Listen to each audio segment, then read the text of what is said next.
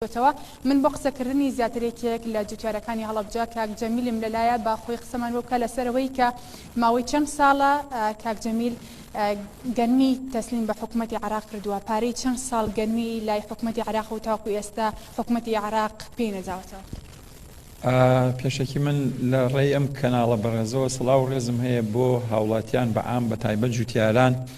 ئێمە لە 2014 و 15 و 16 تا ئێستا پارەمان وەستاوە لە بانقی حکوومەتی ناوەند با بڵێ. ئەو پارە دواکەوتنی ئەو پارە ئەبێەوە هۆی زرر لەسەر جوتیار لە ئیش و کارەکەی سار دەبێتەوە، وەکو پێویست ئیش و کاری جوتیاری پێ ناکرێ، وەکو پێویست کەلوپە لە کشت و کاڵەکانی پێ ناکڕێ.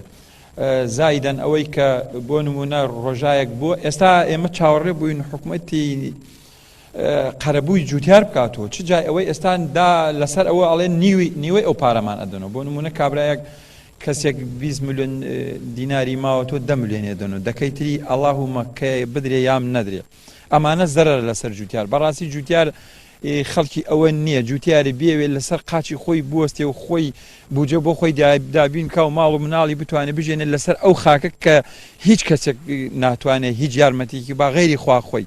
جوتیارە بێوێ بەوە بژی بەڕاستی گوناحە چ جایی حکوومەتی هەرێم چ جای حکوومەتی عێراق غەدر لە جوتیار بکرێت.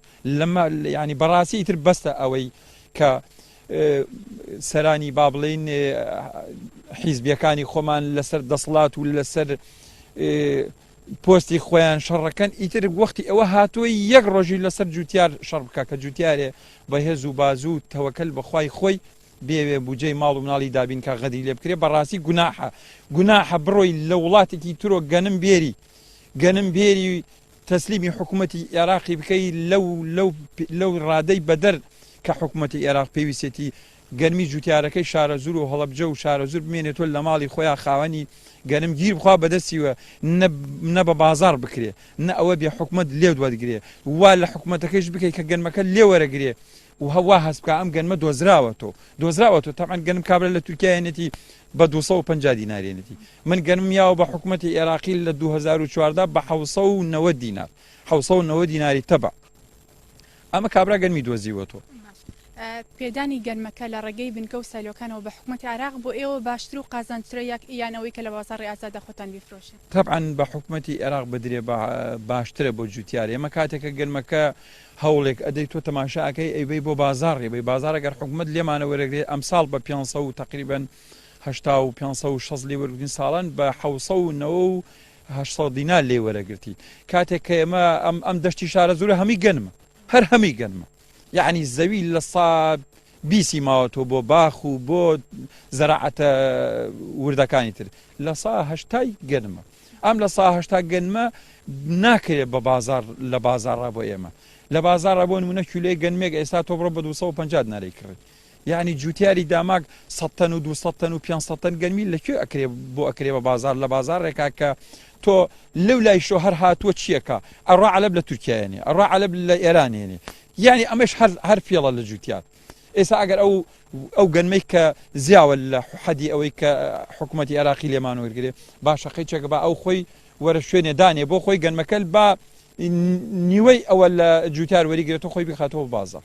جوتیاری داماک چی پێکرێ بە بازار؟ باشە وەرنەگرتنی ئەم پارەوە کەمی پارەکەی لە بازاڕەکەمی ینی کە ئیفرۆشنەوە پارێکی کەمەکات لە بازارەتە دەستان لەگەڵۆشەکە ئیدەن بە حکوومەت عێراق پارەکەی بەم شێوەی دواخرێ. ئەمە وای نەکردۆکیەوە سەربوونەوە لەوەی کە گەنم بچێنن یان هەم تەسلیمی بکەن بە سایلۆکان.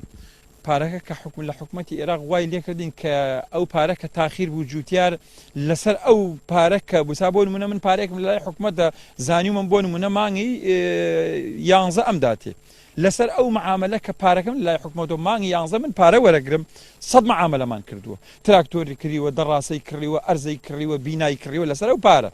تێتە موعدی پارە هاتۆ موعدی پارە تۆ پارەت پێ نییە، حکوومەت نەیداویتەتی.